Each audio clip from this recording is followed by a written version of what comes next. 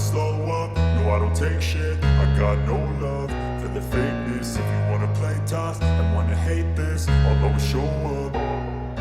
I don't ever slow up, no I don't take shit. Ex-pembalap MotoGP, Danilo Petrucci, memprediksi kiprah Marc Marquez di MotoGP 2024. Meski agak ragu Marquez bisa merebut gelar juara, Petrucci tetap menjagokan juara dunia 6 kali MotoGP itu untuk segera meraih kemenangan pada musim ini. Ya, Marquez memulai era baru dalam karirnya di MotoGP dengan hijrah ke Ducati. Membela tim satelit Ducati, yakni Gresini Racing, Marquez bisa langsung tampil moncer. Marquez bahkan sudah 2 kali naik podium di sesi sprint race. Sayangnya, dalam balapan utama, nasib pembalap berjuluk The Baby Alien itu masih kurang mujur. Dia masih belum bisa finish di 3 besar. Meski begitu, Petrucci tetap terpukau melihat penampilan Marquez musim ini. Sebab, dengan menunggangi motor tahun lalu, dia bisa tetap tampil kompetitif. Berbeda dengan sejumlah pembalap lain di Ducati yang juga mengendarai Desmosedici 2023. Tak ayal, Petrucci yakin Marquez bakal bersinar. Dia akan segera meraih kemenangan di musim ini. Tetapi soal gelar juara, Marquez diragukan bisa meraihnya karena saingan yang dihadapi sangatlah berat. Jika Marc Marquez tidak bisa menang, siapa yang bisa menang? Pembalap lain yang mengendarai Desmosedici 2023 sepertinya punya sedikit kendala, lihat saja sang adik yang tampil tangguh tahun lalu. Marc Marquez sebaliknya, dengan Desmosedici 2023 siap memainkannya.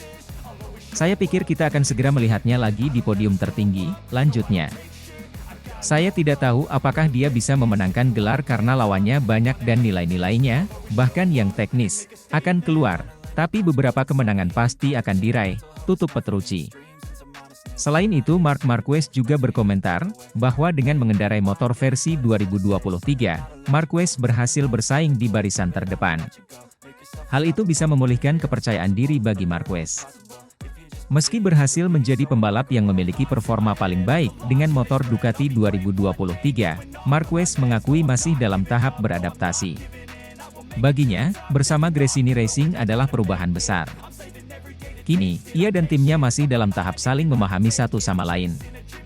Saya bekerja selama 13 tahun dengan Santi Hernandez, tapi sekarang Frankie Carchedi yang menjadi teknisi. Dia harus mengenal saya perlu mengenalnya. Tidak mungkin, dalam waktu 3 bulan, mencapai hubungan yang sama seperti yang saya miliki selama 13 tahun. Tapi kami bekerja dengan cara yang baik. Tim ini berbeda, sangat akrab. Selain soal para teknisi, Marquez juga memahami bahwa dengan motornya ini, ia harus melakukan yang terbaik dengan segala keterbatasan yang ada.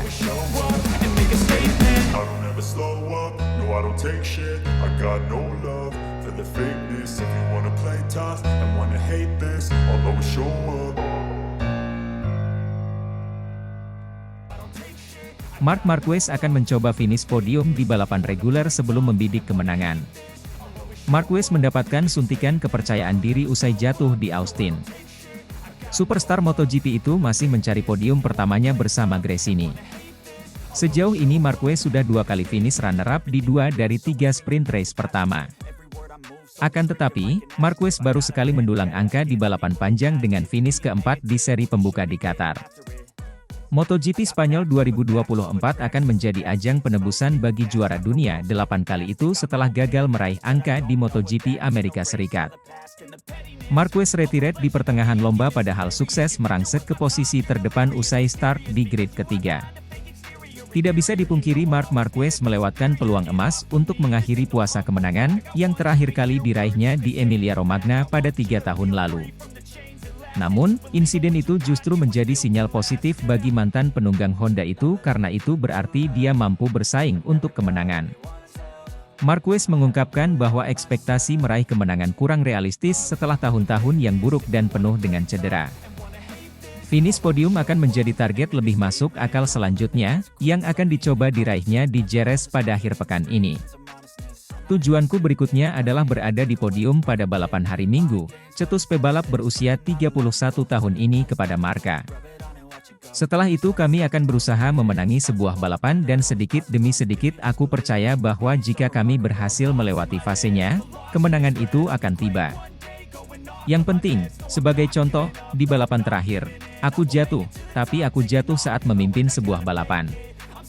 Hal ini sudah memberi Anda kepercayaan diri, dan aku sudah mengatakan sebelumnya bahwa aku sudah memasuki momen yang sangat negatif dengan banyak cedera selama 4 tahun, sehingga tidak mudah untuk bangkit hanya dalam 3 balapan. Itu akan butuh waktu, lugas dia. Marc Marquez tercatat 3 kali menjadi juara MotoGP Spanyol pada 2014, 2018, 2019.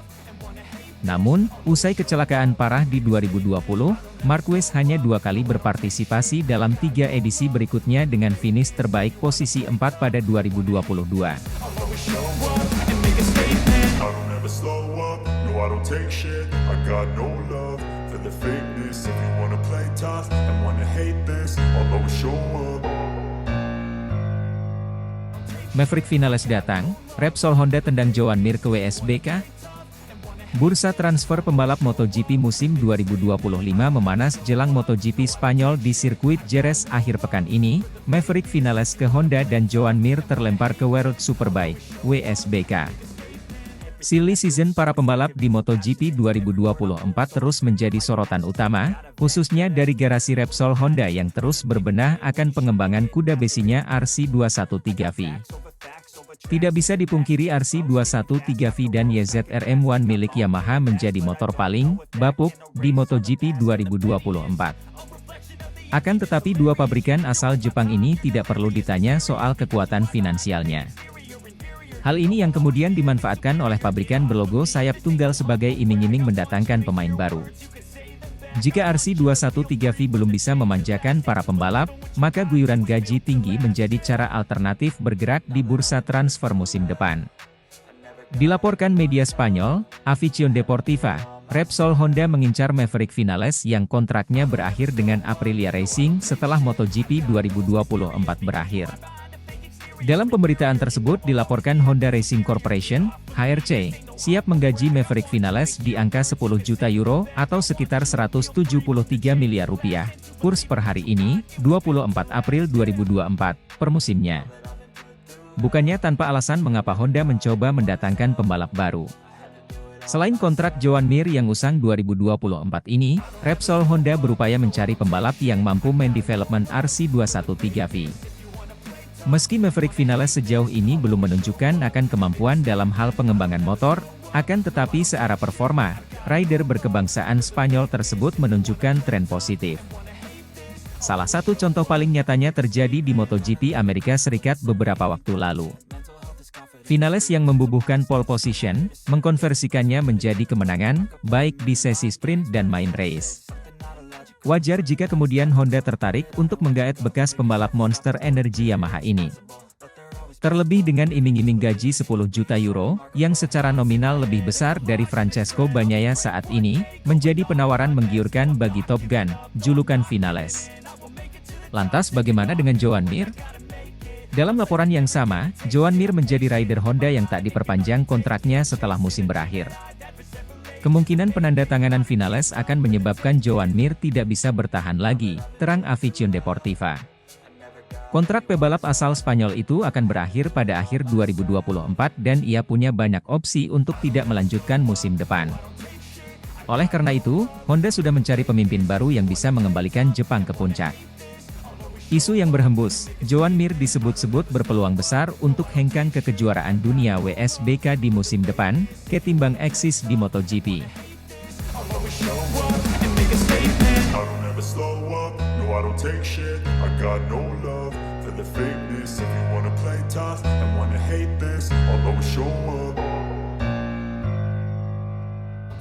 Melihat RC213V mundur dari depan ke belakang dalam waktu 1 tahun di COTA, keempat pembalap MotoGP Honda tampaknya sepakat ada hal besar yang tidak bekerja dengan motor 2024 yang direvisi secara radikal.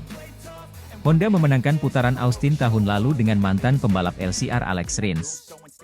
Tapi setahun kemudian, satu-satunya yang selamat, Dair Honda, Luca Marini, finish terakhir di sprint race, P17, dan Grand Prix, P16. Rekan satu tim Marini di Repsol Honda Joan Mir dan Takaaki Nakagami dari LCR tersingkir di kedua balapan, sementara itu Johann Zarco terjatuh pada hari Sabtu sebelum dipaksa mundur dengan masalah teknis pada hari Minggu. Sementara itu, RC213V juga berada di urutan terbawah untuk sebagian besar latihan dan kualifikasi. Kami melihat bahwa kami sudah sangat jauh, kata Mir usai sprint. Ini adalah trek yang positif untuk motor ini di masa lalu dan sekarang kami tidak memiliki hal positif apapun. Tahun lalu itu adalah motor yang bisa berhenti dan dengan rem Anda bisa berbelok. Kemudian kami akan mulai meminta terlalu banyak tentang bagian yang baik ini dan kemudian memulai kehancurannya. Tapi sekarang Anda tidak bisa membuat perbedaan bahkan pada bagian pengereman. Jadi kami sedikit tersesat karena kami tidak memiliki keunggulan di area manapun saat ini. Hal baiknya adalah kami memiliki konsesi. Kita harus mengambil jalur yang benar-benar berbeda dalam hal pengembangan. Seperti halnya Yamaha, Honda kini dapat mengubah desain mesinnya sepanjang musim sebagai bagian dari aturan konsesi. Kita harus mencoba menghadirkan segala sesuatu yang baru. Bukan hanya mesinnya, jelas Marini. Kami kesulitan di mana-mana. Kami perlu memahami mengapa semua orang mengalami kemajuan pesat dibandingkan tahun lalu. Kami kehilangan sesuatu karena motor 2024 sangat berbeda. Tapi tidak dalam cara yang baik di sini. Kami kehilangan titik terkuat dari motor tahun lalu dan mendapatkan sesuatu dengan mengurangi titik lemah dari tahun lalu. Namun apa yang kami peroleh tidak cukup. Setelah balapan hari Minggu, ketika dia menyindir, Luca Marini adalah yang selamat. Mir mengonfirmasi bahwa Honda sedang menyiapkan mesin yang direvisi untuk musim ini. Namun, Mir tidak menjelaskan secara rinci kapan mesin tersebut akan diperkenalkan. Namun, Mir menyebut sesi tes privat hari Jumat di Montmello, di mana ia akan berkendara bersama Marini dan pembalap tes HRC Stefan Bradl, sebagai sangat penting. Marini akan menjadi pembalap utama yang menjajal part baru RC213V yang sudah dirombak total. Kami menjalani tes di Montmello yang akan sangat penting dan kemudian di Jerez kami menjalani tes lainnya. Di sana kami akan memahami apakah kami mengambil langkah atau tidak, kata Mir. Nakagami yang kecewa memperingatkan bahwa banyak kelemahan yang ada berarti tidak mungkin ada satu solusi cepat untuk mengatasi permasalahan COTA. Saat ini, saya kecewa dengan performa semuanya, kata pria Jepang itu. Motornya, kami lebih lambat dibandingkan tahun lalu, ini benar-benar mustahil untuk dipahami. Saya tidak bisa mengatakan dari mana potensi buruk ini berasal. Mungkin dari mesinnya, dan satu mesin baru menyelesaikan masalah dan segalanya. Saya harap begitu. Tapi saat ini saya tidak merasakan ini, karena hanya mengganti mesin tidak bisa menyelesaikan masalah keseimbangan dan grip depan atau grip belakang. Ada terlalu banyak masalah saat ini. Sementara itu, pembalap LCR lainnya Zarco memasang wajah berani. Saya masih positif. Kami tidak perlu pesimis karena kami tahu akan sulit dengan proyek yang benar-benar baru ini, ujar pembalap Prancis yang datang dari Pramac Ducati sebagai pemenang balapan. MotoGP. Honda mengubah banyak hal dan mudah untuk mengatakan kami butuh waktu, tapi inilah saatnya. Karena pada balapan di mana Honda tampil baik, sebelumnya, saat ini kami tampil paling buruk. Jika kita bandingkan dengan motor lain, kita jelas melihat ada sesuatu yang hilang.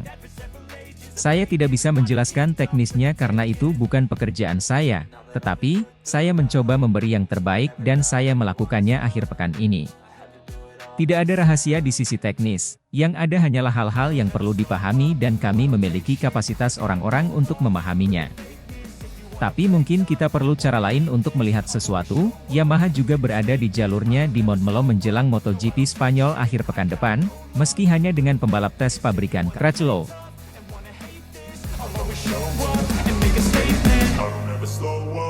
I don't take shit, I got no love for the fakeness. If you wanna play tough and wanna hate this, I'll always show up.